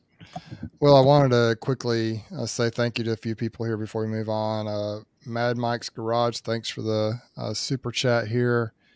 He said he wanted to get my autograph at the Creator Convergence, but he wasn't able to. The opportunity never happened. So I appreciate the comment and the thought there, Mike. We have J.W. Irwin, who is at the Convergence. He says, hope to be in your area next month. We'll be in touch. E.L. has a question here, which will we go ahead and answer. Well, Greg, I appreciate the super chat. Brian Lee, $50. Thanks so much. Brian has become a good friend of mine. He lives in Birmingham, a few miles north of us here, about 3 hours north of me. But we got a couple of good questions here in the super chat. So we'll go ahead and address the first one from EL. It says, I forgot to put the super chats up there as I was going through them, but thanks everybody. How to proceed requeening third time a colony with problem behavior. I've never found the queen in the swarm. I've never found the queen. Start over. How to proceed requeening third time a colony with problem behavior. I've never found the queen in. That swarmed this week to the ground 3 feet away. Many bees in the hive, a queen location unknown. So I guess I'm trying to figure out what that's. It's like it's trying to requeen for the third time with a problem colony that they were never able to find the queen in to probably Okay. moved or pinch. So a swarm this week to the there's still a lot of bees in the hive, queen location unknown. I think probably the queen there's probably a queen or a young queen in that colony, and then the swarm, there should be a queen in there as well. But what do you think, Bob? Any strategy for addressing that? Well, because it's so late in the season, I just leave them alone and hopefully they'll overwinter. And then when they're building up in the spring, once they start having hatching brood in the spring, I'd move them to a different location in the apiary. Like if you got 10 colonies and it's on one end, move them to the other end and let all the field force go into the other colonies, and suddenly it'll be half as big. It'll be a lot gentler, a lot quieter on the comb, and it'll make it a lot easier to find the queen in the colony. And because it's in the spring, you've got time to get it requeened and still have it build up. If you did that same thing right now, you might be causing a death sentence on the colony. I love that you mentioned that, Bob, because I heard your talk, I think, last year at the conference in Sevierville, where you talked about the way to greatly reduce the intensity or the spiciness of the colony is to move the colony to a different location.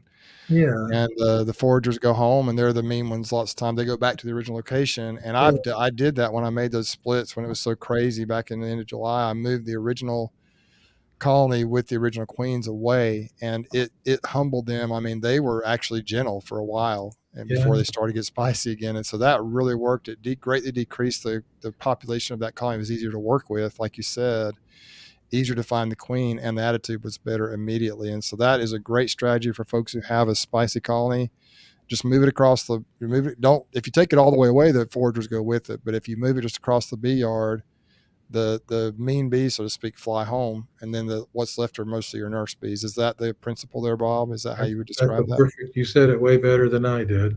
I think I said it about exactly how you said it. But anyway, we do have another question here from Utah Bee Man. Pop that one up here. Thanks for the super chat, Utah Bee Man. Now, Utah is where my wife is from. I'm not sure what part of Utah he's in, but I appreciate that, Utah Bee Man. He says, he's asking a question about one of your videos. How did the hives with EFB, European foul brood, do after the treatment now that they have had a couple of weeks? It's gone. Nice. Can't argue with that. Can't argue with that success. I said, I hoped I made it clear. I said 2 or 3 times in that video that this is an experiment.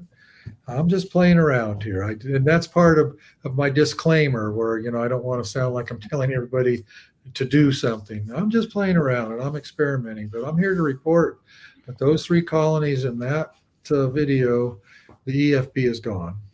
We did it twice, though. I have to add that. In the video, I showed doing it one time.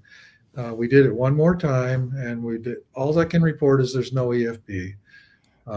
Do you mind sharing the strategy, or do we need to go back and watch the video? No, it's real simple. The recipe, and I can't break it down.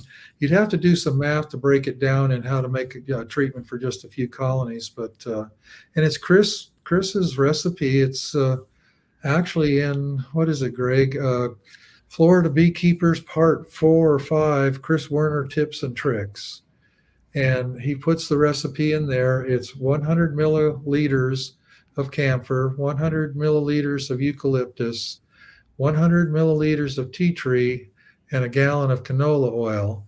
And after talking to him and others that are using this for European foul brood, I upped the tea tree to 200 milliliters.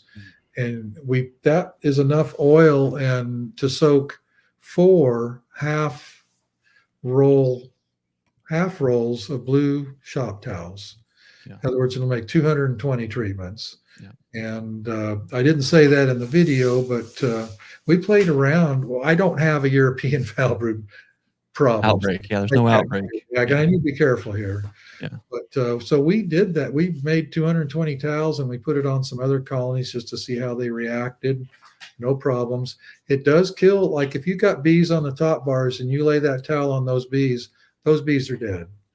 You have to smoke the bees down into the colony, then put the towel on. And we do see just a little bit of dead bees out in the entrance when we do this. But all in all, not a bad reaction. If you're trying to be careful, you might back the tea tree down to Chris's original thing, which was 100 tea tree. But and actually, after talking to Jorg over at UGA, he's all about this organic stuff too. And we talked at length about that particular thing, and he's okay with it. This is a very smart man, very steeped in a lot of research and well educated. He's good with the essential oil stuff, but that's when he got into the conversation. The problem with it is nobody, without research, you really don't know what the proper dosage is. Mhm. And so Yeah. you gotta be so careful with this stuff. You can burn a colony up just like I did last week. That Uh, can happen. Colonies up. Well, I'll figure that Now, one out though. we got a few questions here that have been on. Some Go of them ahead. from back in the early in the chat here. So this is a couple of pretty basic ones here. First year beekeeper, lost my first hive this summer in hot Arizona. They had plenty of resources, but not enough water. How long after their frame feeder is empty do they need a refill? Thank you. Are they asking frame feeder with water? water or feed in it? I think that's a good question. Maybe we could address both. Well, if it's water, I keep in Arizona. I keep it full all the time. I Yeah. know some I knew in the past in California, small beekeepers that put a Boardman feeder on the front of their colonies with a jar of water and kept it on there all the time, and they were astounded at how fast the bees took the water down out of that feeder jar. It's just so hot and dry out there. Yeah. Okay. Well, he said plenty of resources, so he probably was talking about water because, they need to have a water source all the time, continuously, whether it's in the hive or outside the hive. There's got to be water nearby, especially in that kind of heat, man. It's so crazy out there in the summertime. Yeah, they've got to have it just like we do. Let's see. Woodland Harvest Honey Company says, Bob, if you had 2 colonies right now that are weak as far as numbers of bees, would you combine or try to add frames of brood, knowing that they will be going broodless in 3 weeks or less here? Well, it comes down to experience in your location. If you're pretty sure that neither one of them is going to make it through the winter, I'd keep the best queen, I'd kill the other queen, and I'd combine them. But it really comes down to, experience and understanding your location. We can get a 4 or 5 frame nuke through the winter here just fine. But in Cleveland, Ohio, I doubt seriously. You do it, Greg, don't you? Mhm. Get 5 frame nukes through? Yep. But there's some locations that just wouldn't work. I've had the smallest that I've ever taken through a winter is a 7 frame, but it was in one of those Apame, little insulated Apame nukes, and worked fine. Yeah, it just depends on the location. And Yeah, the person asking that question is probably asking because they're newer, perhaps, and don't really know. Without knowing where they live, I would say if it's smaller than 5 frames, you might consider combining. Well, I think Bob touched on the other part of the answer, which there is so much nuance wrapped around it.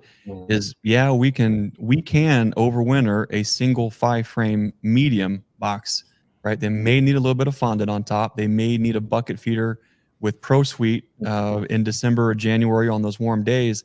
But what we've noticed is that double deep can crash faster than the 5 frame medium can if we're not paying attention to the overall hive health. If that double deep is overrun with a viral load, they crash out. So what we have found is there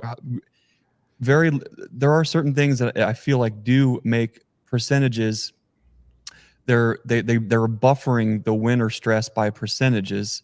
And a lot of folks do a bunch of different things, whether it's insulation or if it's a hobbyist beekeeper and it's a quilt box, or if they're wrapping. All these little things may help to certain extents, but I think the single most important thing is how healthy the bees are. Are they free of viruses? If they are, you can get these little tiny colonies who you would write off can cruise right through, and they can sometimes be the top performers the following year, whereas those bigger colonies, there might be double deeps, or if they're, I don't like them that big, triples, those are the ones that can sometimes crash because they're not as healthy. Bob, how important is making sure these bees are clean before they even get that far? Well, and not just that, but back to one of our original questions, how old's the queen? A brand new queen will get through the winter much better than a 2 or 3 year old queen. But yeah, that viral load you're talking about is important. That's why people come into our store all the time and say, well, we lost our bees and we don't know what went wrong. They're full of honey. We treated for mites. And I asked 2 questions. What did you treat for mites with? And when did you treat for mites? Oh, we treated them in September or October. And it's important to treat the bees before they're raising winter bees, because if it takes probably 5 or 6 weeks for just visually for the viruses and the icky brood and stuff to disappear after you've treated for mites if you had a heavy mite load. Well, you can't treat in September and get rid of those viruses in time. You have to be treating in August to accomplish that. So that's part of having you never get rid of all the viruses. Just like we as human beings carry a certain load of viruses in us, so do the bees. But as long as their immune system is in really good shape, they keep that in check.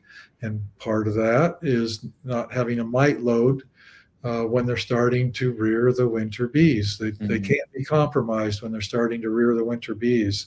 They need to have a good immune system, good nutrition. That goldenrod pollen you're talking about is so important.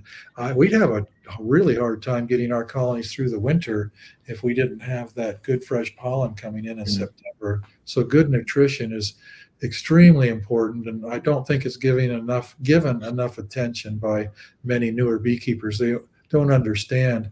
Just like we as humans can get by on bread and water for a very long time, eventually we break down and we get sick.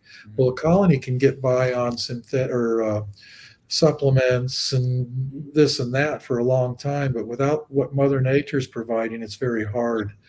You got to allow them to be free of viruses and in a situation where they can get really good nutrition before winter, and that helps a lot. That's good stuff. You mentioned, or we've talked a lot about queens. There's a couple of queen related questions here that I think can be answered fairly quickly. And I know you've done a lot of videos really based around this particular question here by Peter Gunn. It says, Bob, you said you requeen every year. What time of year and what method do you use? Well, we requeen. We can't requeen all our colonies at the same time. We have a book where we keep track of what we did in a certain yard. We start requeening right off the bat in early spring, and we're still requeening into July. We just pick a yard that needs to be requeened, and we might do several this week and several the next week and several the next week. This summer we had around 40 bee yards, and it took us a long time to get them all requeened. And that's okay. We just keep track of them, and if they swarm, that's a new queen.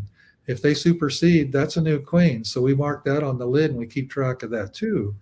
And as long as if I've got a date from this current year on the lid in any way, shape, or form that has to do with a queen or a cell or whatever, I'm satisfied. That's a new queen, and we let that be. So what method do we use? We do it the simple way quite often: kill the queen and put a caged queen in there.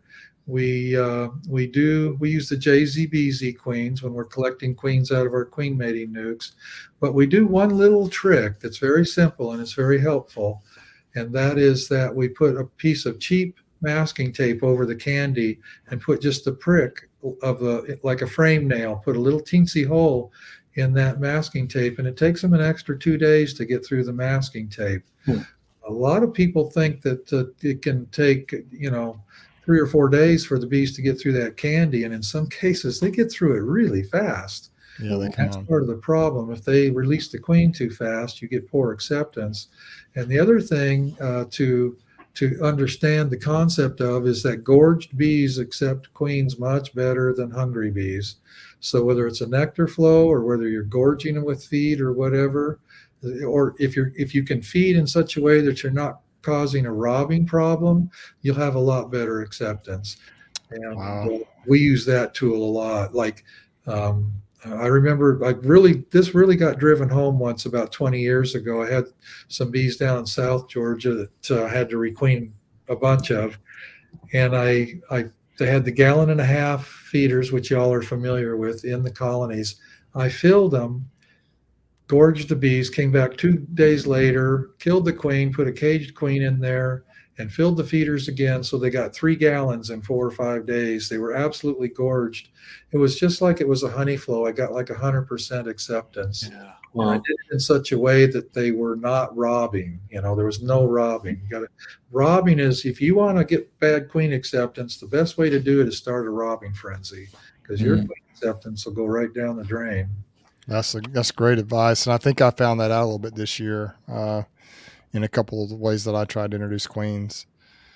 Well, the push-in cage is great if you don't have a lot of colonies. Bruce, you use that, right? I know all I of you. did. It honestly, the acceptance wasn't a whole lot better than typically. I think the biggest problem was that I needed to feed them. I think I really did, and I did not. So it was late July. It was just it's the worst possible time probably to do that without feeding them. Yeah. But then I made sure I fed them before this last round, and they did so much better. But yeah, I think the push-in cages are great, but I did some things wrong. I learned some lessons. So if I do it again, it'll be, I'll just be a little more careful on some things that I do.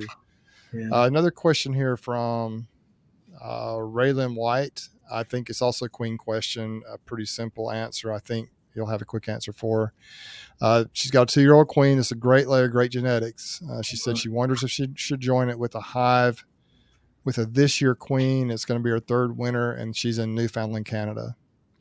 I think if she's doing a good job, if there's lots of bees in the colony and she laid brood late into the season, I think I'd take a gamble on leaving her alone and requeening her in the spring. Yeah, especially this late. Yeah, we're up there. I imagine they're really starting to get into some. Well, they stated great layers. So if she's doing a good job, the queens are like people. I use people to compare to bees a lot. If they're doing a really good job, I mean, I'm 70 years old. I'm still a commercial beekeeper. Some people are done with it by the time they're 55 or 60. And some people can do it till they're 80, and bees are the same way. Some queens make it a year and some make it 3. And the odds are lower of having a good queen that's 2 or 3 years old, but it still doesn't mean it's not possible. Yeah. It's just an odds thing, basically. Starting to wind it down here a little bit, but I did want to say DC had a question here, and he talks about, this is a little bit, talking about beekeepers that kind of shed their old comb with nukes. And this is a concern that I've actually had, Bob. So I'm kind of glad DC brought it up from DC's Bees here. He says, is that part, I guess he asked the question probably when you were talking about the old comb. He says, is that why partly so many nukes can end up with issues? Many beekeepers shed their old comb to the nukes they sell. One concern I have is if I do nukes and if I use that old comb that's, 7, 8 years old, or whatever, is that going to create an issue for the nuke moving forward? Does that create problems if you sell those nukes with the really old comb? I understand if the comb is, within a reasonable time, it's one thing, but the really super old comb, what do you think about that?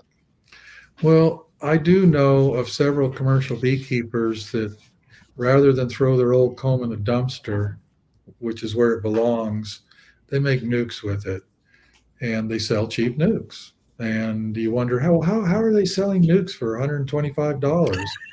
Well, it's because they were going to throw those combs away anyway. Yeah. I've seen combs so nasty in nukes that I was uncomfortable touching it.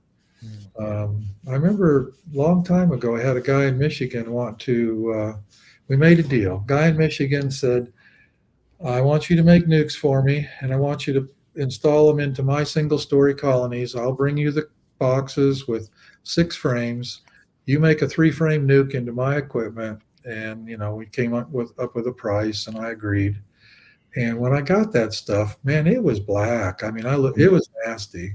Okay, well, I made a deal. I'm going to do it. So I made 3-frame nukes into his equipment, and I made my queen cells and all of that. And my 3 frames were flourishing, but they would not grow as they tried to grow into his stuff. It looked like European foul brood or something. I called him and told him that, and he said, oh, give him some terramycin. So I did 2 batches of terramycin, same problem. And then I called him about the 3rd or 4th time, and he fessed up. And he said, I figured we'd have trouble, but I thought I'd take a chance on it. He said, I just wanted to get those colonies populated, make a crop of honey, and sell them in the fall. He says, that comb is really, really old.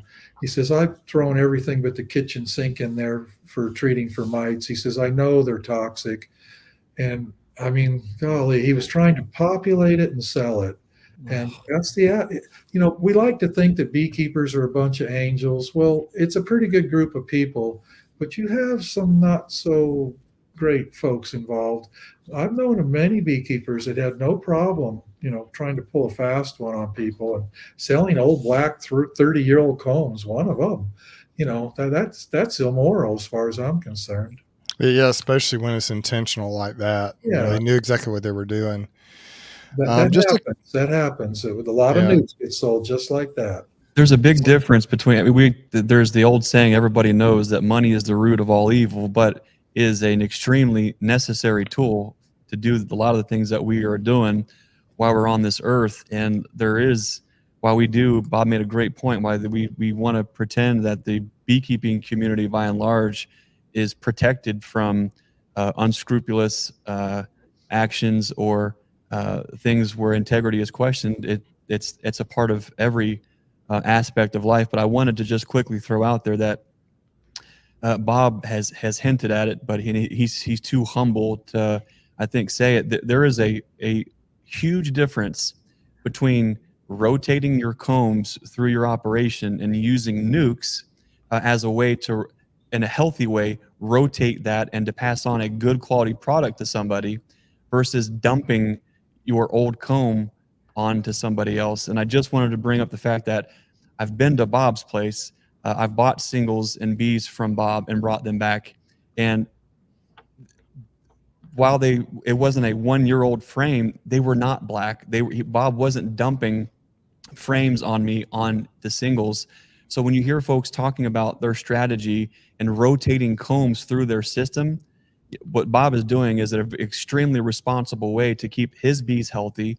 But when he's passing along are also healthy combs too. So there's a difference between rotating your combs using strategy through your system and using nukes to process that versus dumping black death traps out into a nuke.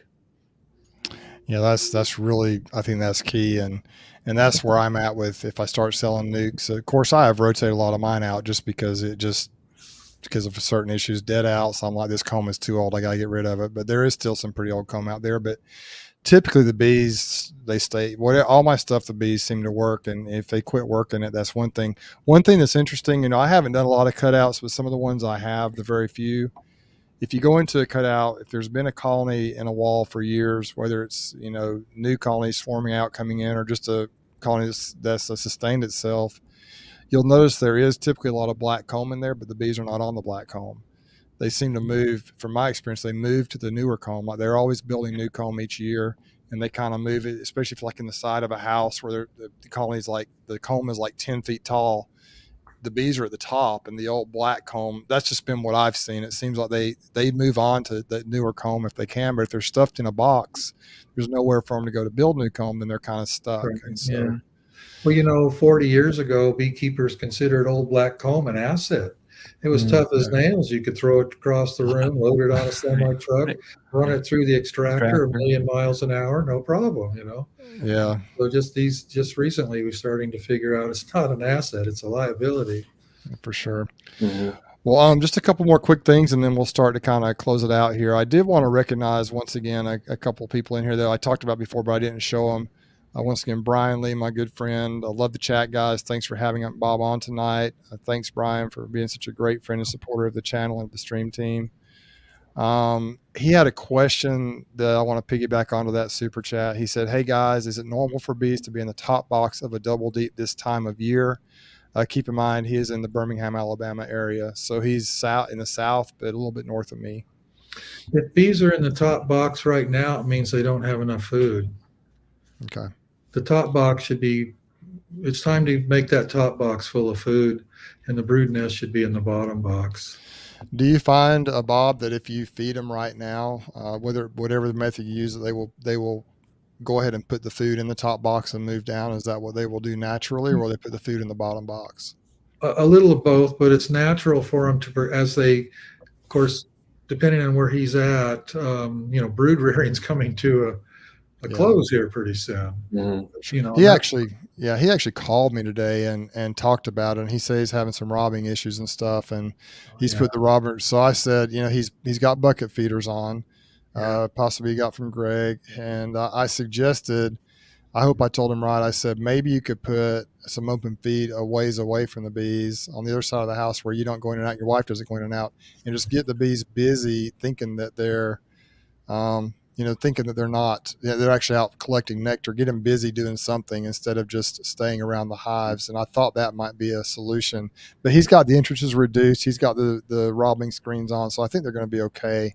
Yeah. But I think he is feeding them. He actually has screen bottom boards that he's also put the base in there, so he's closed everything off. I think he's done the right thing. Yeah, but you just mentioned something that's a problem.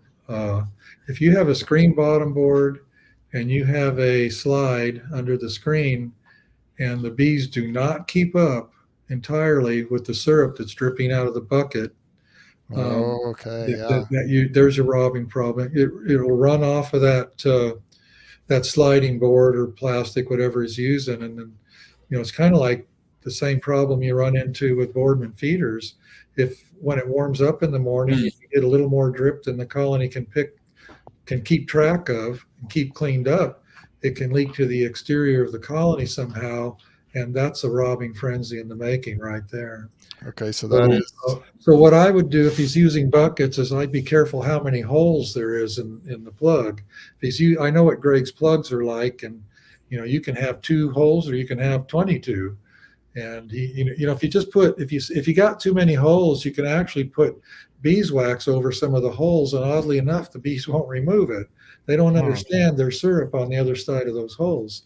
How many holes do you put in your plugs, Greg, if he got them from you? I don't know that he got the plugs from us. We usually ship the plugs out blank. What we recommend as a safety measure is folks start with 2 to 3 holes, depending on the size of the colony and also what viscosity that they're using. By and large, on our plugs, we don't 2-gallon buckets. We don't have more than 4 holes, and using Pro Sweet.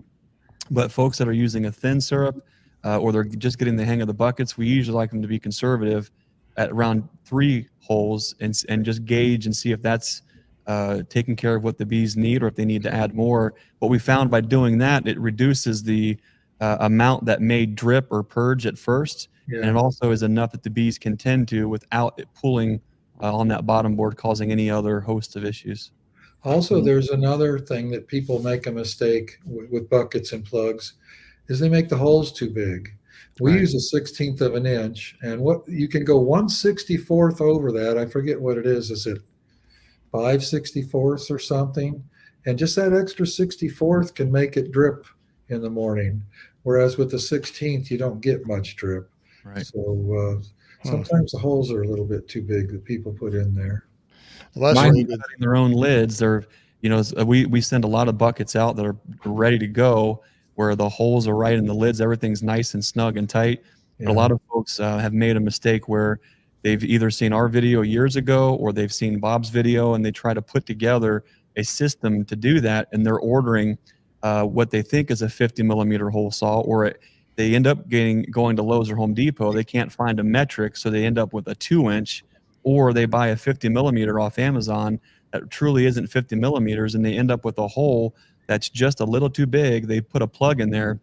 Yeah. It doesn't catch vacuum. It leaks around the plug, and then they give me a call and say, hey, what's going on?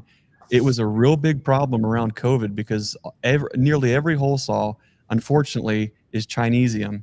And there was a drastic variance on the diameter and how that was listed. A lot of those hole saws, which is why the adjustable hole saw, I think, is the way to go, because you can tighten that rascal up. And if you want to go 49.4 millimeters, even if your drill press has a little wobble in it, it'll still be right where the plug will seal off. But if you are going the hole saw route, a lot of those hole saws where a 50 millimeter is nice if it's truly a 50 millimeter hole saw, but that's 50 millimeters outside dimension on the tooth offset. Some of those teeth are offset just a hair, where the shoulder of the hole saw is 50 millimeters, but the teeth are offset just enough Well, you're somewhere right past 50. You're like 50.2 or 50.3. The plug doesn't seat, it leaks. We get the call, we go back through. And the other thing is when folks they're skeptical about the bucket, they which I understand, they're not sure how it works. They will fill it full of water, and then they'll put a plug in, and then they'll flip it over, and they'll get a call and say their buckets are leaking. And I'm thinking, okay, well, run me through, what are we looking at? Well, I put water in the bucket, I put the plug in, I flipped it over, and I can see water coming out where the plug is. When I ask them, well, how many holes do you have in the plug? Well, I don't have any holes in the plug yet. I'm just testing to see if it so putting the plug in there allows the vacuum to actually engage in the bucket, and then you can see water just suspend in the droplet. So there's a lot of nuance with buckets, but once you get the hang of it, you'll realize it's not a silver bullet, but is a very effective tool that does a lot of jobs really well. Well, there's another thing that people do with buckets that can cause robbing, and I used to do it myself. I don't know what you do, Greg, but we tell our customers, do not ever take the lid off. Once that lid's on, do not take the tear tab off. Right.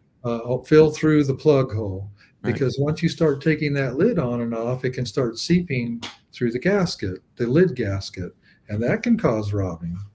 And so that's something. There's a little secret we found out about 3 years ago when we put the first video out there.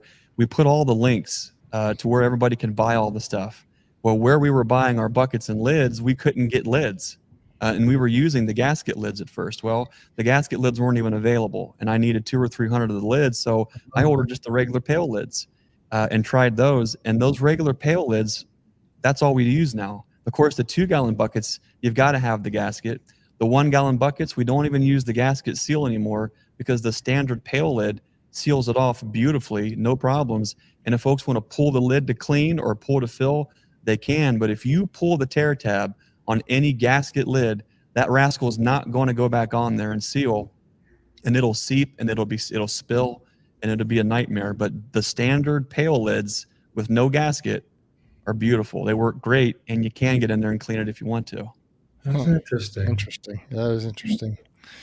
Well, man, what a night. It's been great. Just Bruce, real I've got quickly- one question for Bob before you turn the lights out on him. Sure. Okay.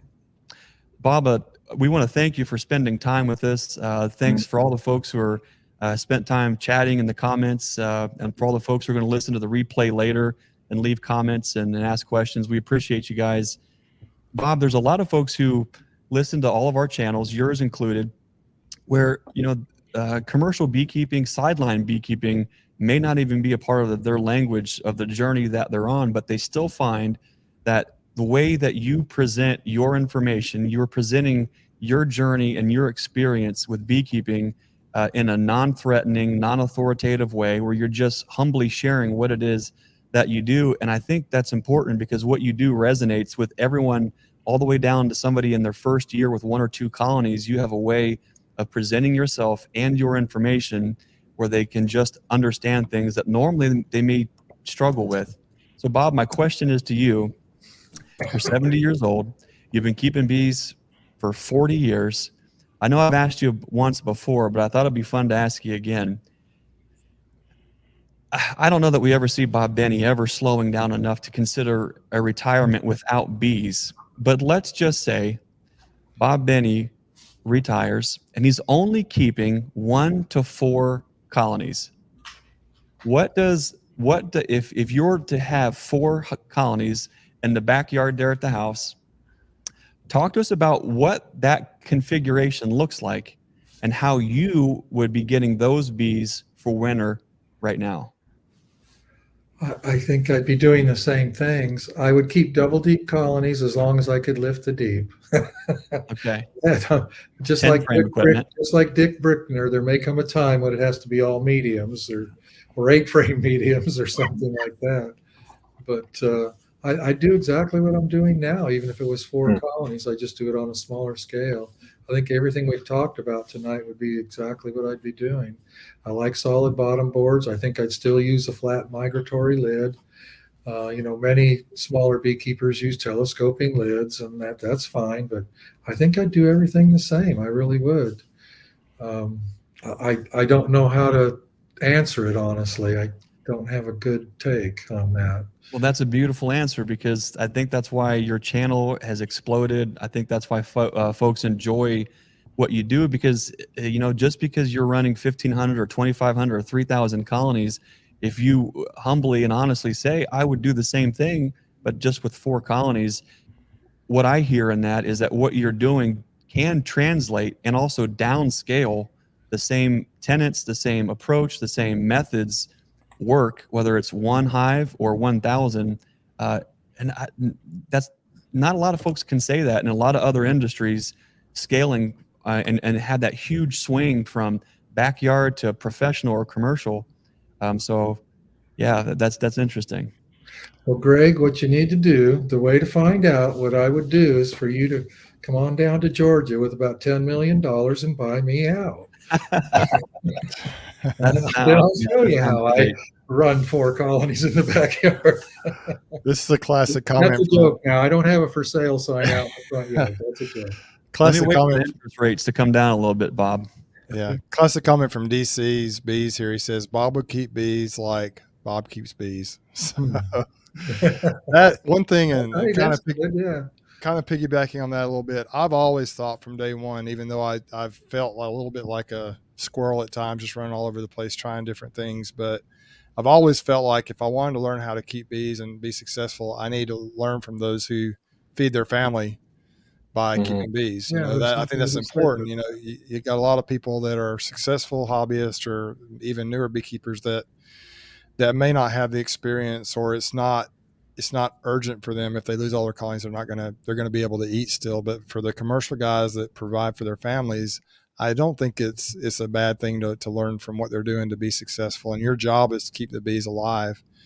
One thing I agree with Greg, though, as far as, one reason I think that people gravitate to you, Bob, is because there's just an air about you that you really are. You have the heart of a teacher. You're willing to share what you're doing that's successful. And so many people out there, whether it's in beekeeping or just in the world in general, are very competitive in nature, and they just want to kind of pull what they're doing and hide it and not let other people see what they're doing. They don't want people to know what they're doing. And you're more than willing to share the things that work, the bee basics that can help people be successful. And you explain it in a way that is understandable. When you talk about making splits into nukes, and you pull the bees up and you shake them down and then you move them into nuke boxes, you're doing it with hundreds of colonies, but I could do it with 4 colonies. You don't have to do. So you're doing something that the way you explain it is a way that the average, backyard beekeeper could also be successful. So I think that's kind of like what Greg was saying. That's why you're successful with your YouTube channel, with what you're doing. And I really appreciate too the fact that, I've seen you, just you're always more than gracious. You're gracious to help people and answer questions and answer comments on your channel and things like that. So just to really appreciate what you're doing for beekeeping in general, and for the beekeeping for this community, our community here at Stream Team, and the overall beekeeping community. You're doing a great work. Well, thank you. I have a question for you guys now. This is for my education. Greg, I'm trying to learn how to do a YouTube channel better and learn how to do these things better. I'm curious about what happened tonight. This is really long. This is 2 hours plus. So now at some point you would have seen a peak number of people that were watching this. Am I right? Yes, that's correct. What was that number, and what is the number now? It wasn't it, Brian, around 300? We hit about 317. 317, yeah. How many are still watching? 287. That's a lot. And we were up over 300 when I said we're going to start to wind it up, and about the time, right around the time that I said that, and Greg started asking, people started kind of hopping off because it's getting pretty late. It is hard to sit in a chair and watch them. For me, it's hard to sit for 2 hours and watch something. Well, you do have people that come in and out throughout the chat as well, and some that stick out through the whole thing. Yeah. But in the analytics, you can look at the end, and I always try to do that with when it drops, as far as when the peak was and how many total people were on at certain times. And so 2 more hours.